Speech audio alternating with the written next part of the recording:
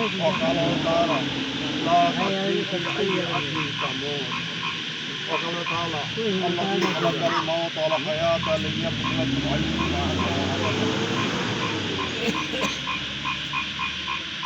সম্মানিত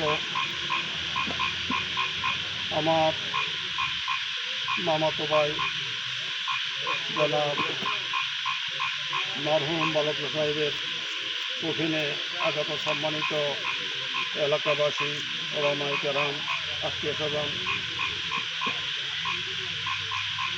আমার মামাতো ভাই দীর্ঘদিন বিদেশ সফর করার পরে বাড়িতে অবস্থান করছিল। এরপরে আল্লাহর হুকুম হয়েছে তিনি আবার কিছুদিন আগে সৌদি আরব চলে গিয়েছেন। আল্লাহ যার মত যেখানে লিপিবদ্ধ করছেন তাকে সেখানে অবস্থান করতে হবে। হযরত সুলাইমানের দরবারে শ্রীলঙ্কার সরণদ্বীপের একজন মানুষ ওনার ওয়াজ শুনতে আসেন। হযরত সুলাইমান কোথায়? বায়তুল মুকাদ্দাস থেকে সরণদ্বীপের শ্রীলঙ্কার দূরত্ব হাজার হাজার মাইল। তিনি সেখানে ওয়াজ শুনতেছেন।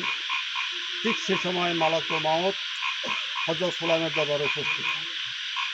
সেখানে গিয়ে দেখতেন যে আল্লাহর পক্ষ থেকে যে একটা শার্ট আসলো, বৃষ্টি আসলো এবং সুরত আছে